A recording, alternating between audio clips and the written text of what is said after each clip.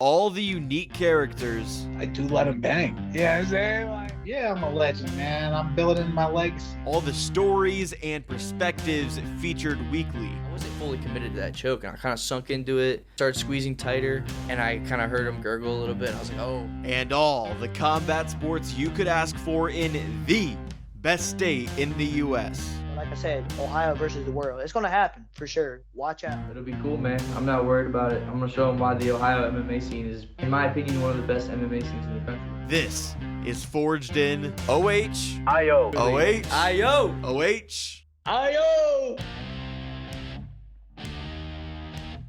Hello, everyone, and welcome to episode 63 of Forged in Ohio. My name is Jake Murren, and I'm the host of the podcast. Today's guest is truly one of a kind. I've never been joined by an athlete who has yet to make their MMA debut, and this has caused a lot of intrigue for me. I'm excited to talk with this man, discover more about him, and I know all of you will enjoy it as well. And oh, by the way, I can't forget to mention he's an All-American football player and 2022 NCAA National Champion in wrestling. I couldn't be happier to welcome Cornell Beachem Jr. to the show. Thanks for coming on the show, Cornell, and welcome to Forged in Ohio. Thank you. I'm glad to be here. Yeah, man, I'm super happy that we were able to get this together. And since you are a first-time guest, I've been looking forward to asking about your background and story. We'll talk about MMA a little later since your athletic career didn't start in MMA. So how did you get your start as an athlete?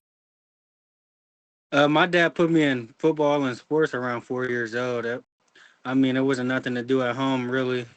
Growing up in a rough environment, my dad kind of just put me in sports right away, and that's all I did. If I was going to practice with my friends, finding rides to practice, that's just all I did growing up. So football ended up coming in before wrestling did? Yes, sir. And was it something you were immediately attracted to, or did it take some time to grow the love for the game of football? Football kind of was just what I was attracted to. I had an older cousin who played for Buffalo University, NFL prospect, and we always would just throw the football, and it's just something I've always been interested in. In football, you were an All-American running back and wide receiver. Was the dream to always play those positions and be a weapon on offense, like a skill position in that role?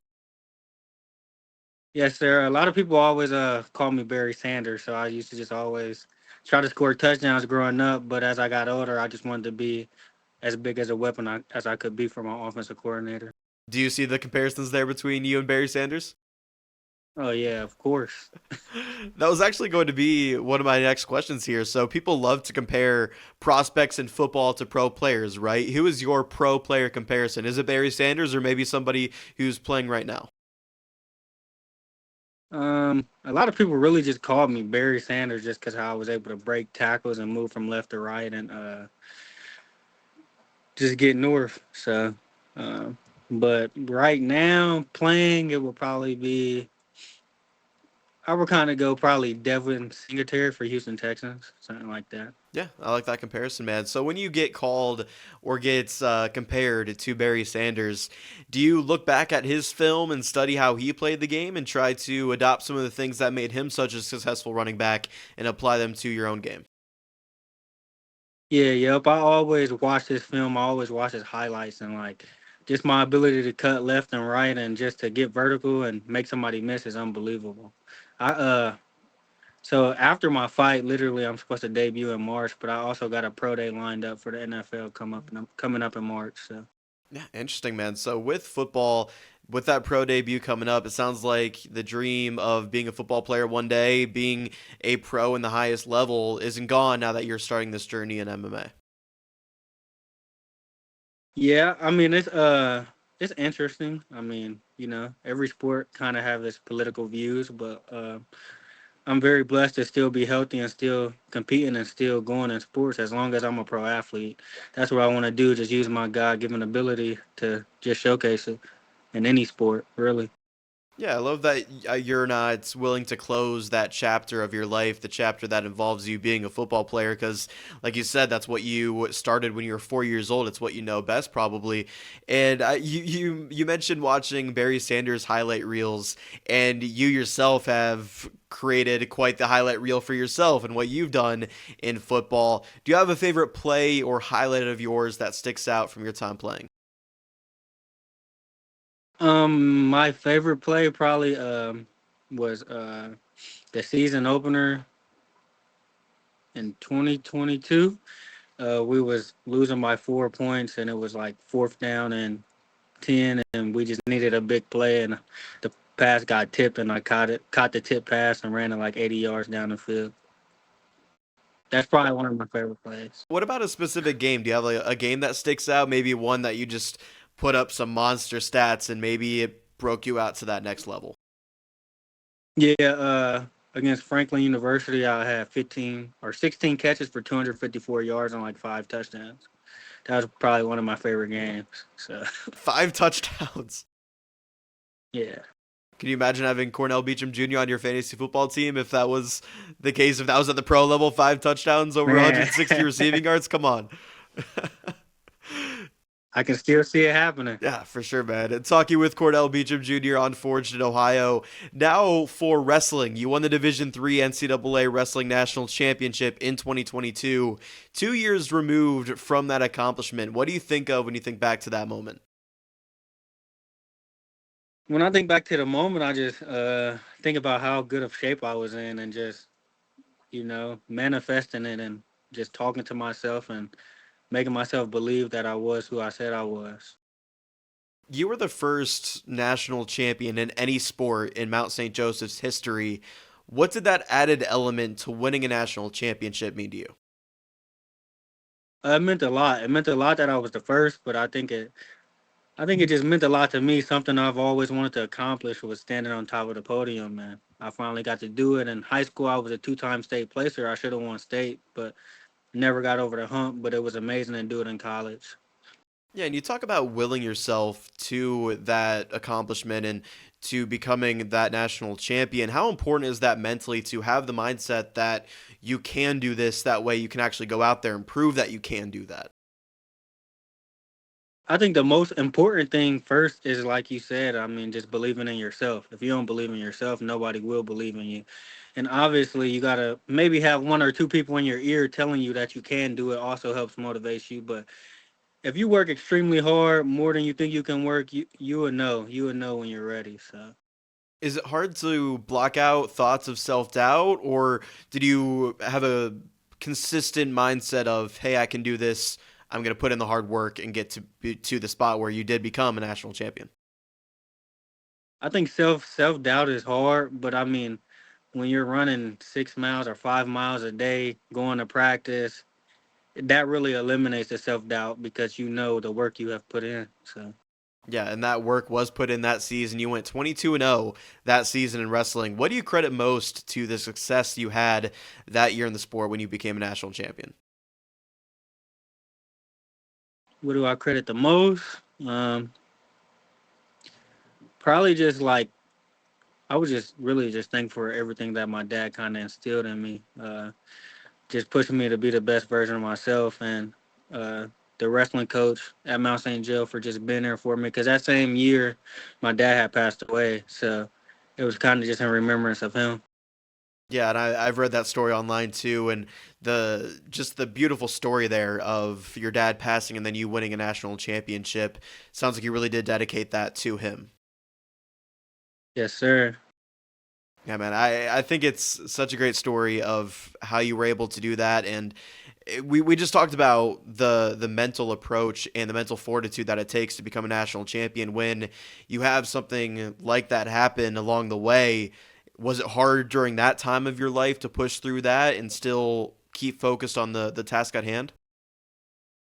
Yeah, it was super hard when I got the call. We was at national duels, and that's a big wrestling tournament. You're going against the top teams in the country, and we was at national duels, and I got the call the night before we wrestled, like before weigh-ins, and I think I wrestled one match because just I was just like super shocked that like I was at a wrestling tournament, my dad had passed away, but and then I think it was better for me that I was there because I was able to react in a calm manner. And I wrestled one match, and it was probably the hardest match of my life. I went to like double overtime, like, and I should have just won a match, but it was like I was in shock trying to wrestle, and I couldn't really move, but I was able to win. Like something was pushed me to win. Yeah, it's an incredible story, man. You've been asked about this a lot, I know, but you raised your daughter, Braylon, who was 9 months old at the time, above your head after being announced as the winner of that match to become a national champion. How special was that moment to you? Oh, it was very special. She's still my heart and joy. Like always will be one of the most special things that ever happened to me. And like I would do anything for her. And like just to be able to raise her and for her to be there in that light just meant a lot to me and a lot of people to see like my story. And I'm still trying to push my story out there and become more known, taking this path. But like it was just a blessing, honestly. And you have a son now, too, right? Yep, he 15 months, a daughter and a son. Do they know much of, probably not your son because of how young he is, but does your daughter know of what you do? Yeah, so when my daughter was first born, she was literally at wrestling practice every day since she was able to leave the hospital. So, like, they know I wrestle, they know I play football, they came to the football games. Like, they love it. When they see football, they always like, there go daddy. And I'm sitting right in front of them, like, I'm not in the NFL yet. So it's special. Do you imagine yourself being a dad in the future when they can compete in sports themselves and watching them kind of fall in the footsteps of what you were able to accomplish as an athlete? Yeah, yep, I can't wait. And just been, I mean, I'm a young father, so just being able to like, go one on one with them and help train them and just compete with them, I think is a blessing to me. Yeah, for sure, man. On top of being 22-0 that year that we mentioned when you won the national title, you finished your career with a 48-0 record. Were you ever truly challenged during your time at Mountain St. Joseph's? I think if I was challenged, it was more towards myself, but obviously there's a lot of great wrestlers, D1, D2, D3, NAIA, JUCO. There's a lot of tough guys out there. And I mean, I think any college match is really challenging if it goes the distance, but like, just like I just can relate back to the work that I put in. Like I really worked extremely hard to go undefeated and to be undefeated, and just kept putting God first, and that was what God gave me. Of those 48 matches, do you know how many of them actually went the distance? Um, Probably a couple. But only a Probably couple. a couple. But only a couple? Yeah, probably no more than 10. But like at regionals, the year I won nationals, I got a forfeit in the semis and the finals, so I didn't even have to wrestle at regionals because I mean, to me, that mean they were scared to wrestle. Like they literally just was like, "Here, you can win, you can win." So, so I didn't even have to wrestle at regionals to get the nationals. Yeah, you're a killer, man. You don't enjoy wrestling to the decision. You like getting out there early. Right. Once again, this is Cornell Beachem Jr. with us on Forged in Ohio. Okay, so after college, why was MMA the route for you? MMA was the route. Like since high school, I've always been going in a Vision. If you heard of Vision MMA, and just always been around the guys. And I know one of the trainers there. His dad and my dad was best friends growing up. And I've just always been in and out of the gym, never really consistent, but like I used to box when I was younger also. And I just knew like if football didn't work out, this would be one of my next steps. And I've prayed about it multiple times. And I done had dreams about it. I feel like God done gave me dreams about it and doing this sport. And I just can't wait to see what he has in store for me when taking this sport by storm. So. Were there other options on the table for you post-college, or was MMA always the plan? MMA always kind of been my plan, honestly. Honestly, I could do things like train kids, and I still plan on doing it. And right now, I'm just working. And like I said, I still got an NFL Pro Day coming up in March too. So big plans for sure. You mentioned Vision MMA and fitness in Cincinnati. I believe you're the first fighter out of Vision to join me on the show. What's it like training down there in Cincinnati and getting working with those guys? Oh yeah, it's a whole bunch. It's a big room, a whole bunch of dogs down there. Honestly, a whole bunch of dogs that haven't really got the exposure or shot to be on a big stage. It's a really good room. Really great trainers, Joey Patterson and Jeremy Pender, black belt jiu-jitsu, amazing guys. And I just love being around them. They just took me in like their own, and I just can't wait to see what the plan is. I always enjoy asking this question to fighters who have a wrestling background like yourself, and I think it applies more to you since you have yet to make the walk and make your debut. What was your first exposure to striking like? It wasn't bad. It was real good. Honestly, I've always been able to hold my own. Like I stated, my dad put me in boxing when I was younger too, so it was never really like, oh man, he just he just hit me in the head like. So it was just more so just like learning the right movements coming out of wrestling and being away from boxing so long. And I'm still learning, so that's the great journey about it. So those early frustrating days that almost every mixed martial artist young in their career experience, sounds like they weren't as frustrating for you.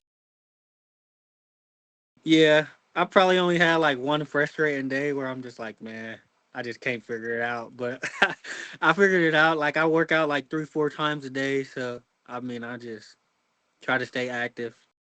Aside from wrestling, in terms of striking and jiu-jitsu, is your game still relatively raw, or have you progressed so much that you think you're up there with sub mid to high level guys?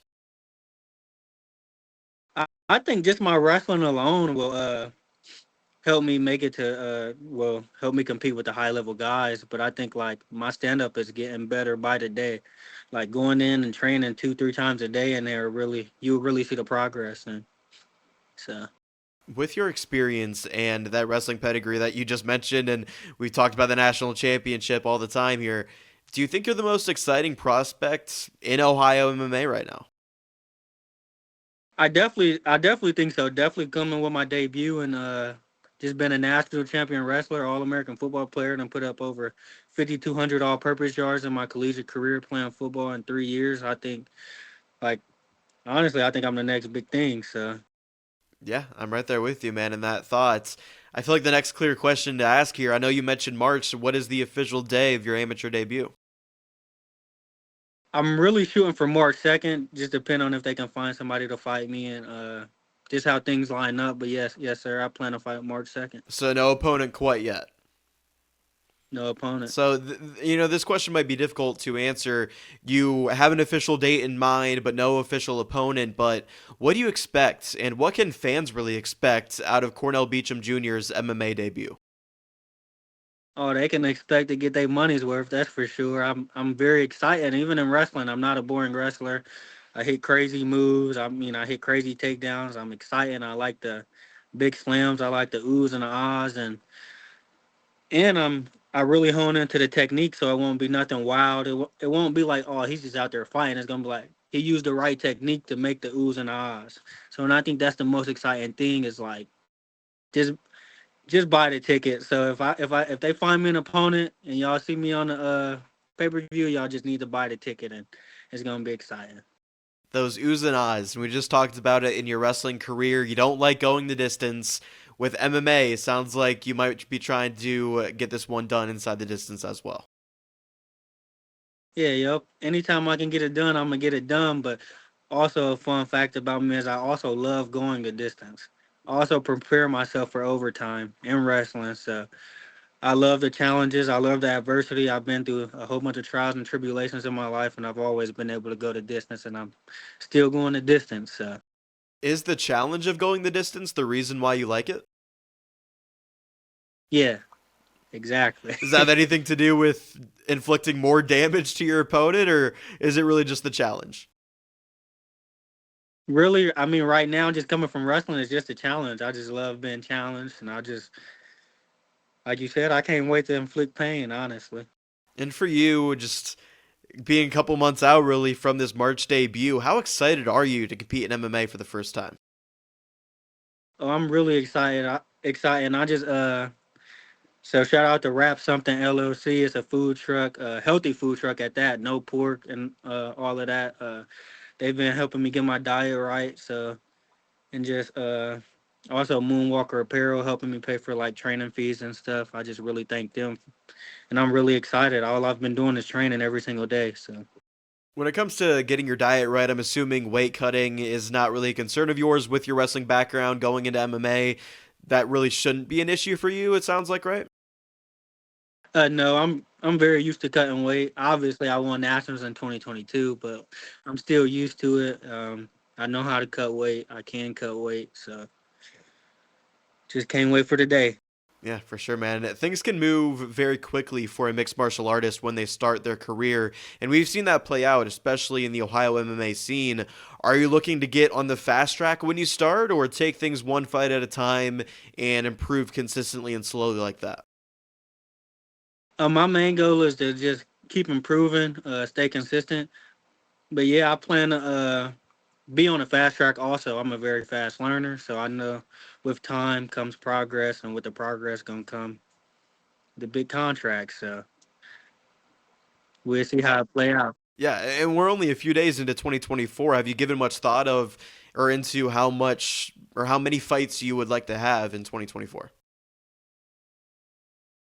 I really haven't even thought of that. I just know I'm only gonna do a couple fights before I go pro. I don't plan on fighting a whole bunch of amateur fights. So And March is a busy month for you, planning on an amateur debut in MMA, and then you also have that pro day in the NFL. Where are you at 2 months out from that? And really, do you feel much pressure going into those two big events going into March? no, I'm really like right now. I'm real relaxed. I'm thankful for just being able to just be healthy right now. I'm thankful for just God waking me up today and just what they say, I live for today, as I know tomorrow's not promised. Really no pressure.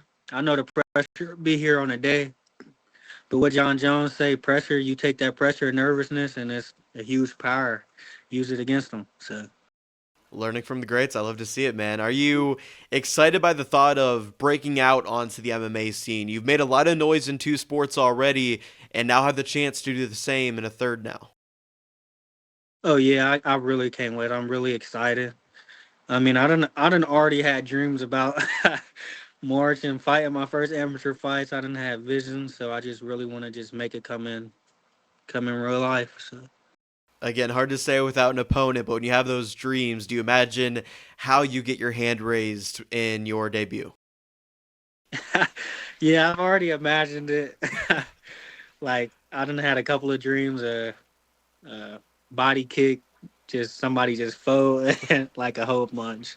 So I love to see it, man. A body kick KO for your amateur debut would be sick stuff, man. I definitely see that yeah. happening there. Before we wrap up, man, just anything you want to shout out or plug here at the back end of the podcast.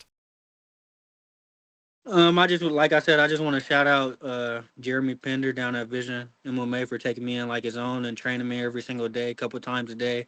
I want to shout out to Joey Patterson and just him just being there for me. And Moonwalker Apparel, great faith-based apparel company. So if you need any apparel, just go to moonwalker.com. It's a faith-based journey that got good apparel, and also Wrap Something LLC. If you need your diet right, just look them up on Instagram. And the Print Up brand is also an apparel company. Great stuff. So that's it. There you have it. Thanks again, Cornell, for joining me on the show. I think this was a great chat, and I appreciate you taking some time out of your day to come on here on Forged in Ohio. Before I let you go, I like to do the OHIO chant to get my guests out of here. So I'll kick it off. OH. IO. Thanks, Cornell. I can't wait for that MMA debut coming in March. Thanks again for coming on the show, and I look forward to talking to you again on here in the future. No problem. Thank you for having me. That was Cornell Beachem Jr., the All-American football player and 2022 NCAA National Champion in wrestling.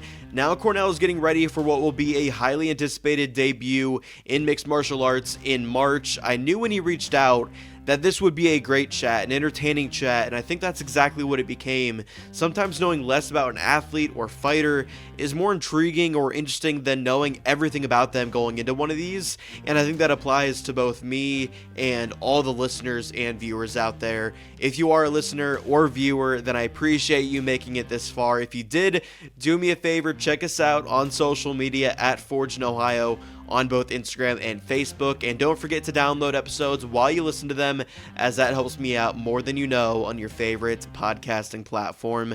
Thank you for watching or tuning in. I've been your host, Jake Murren, and this was Forged in Ohio.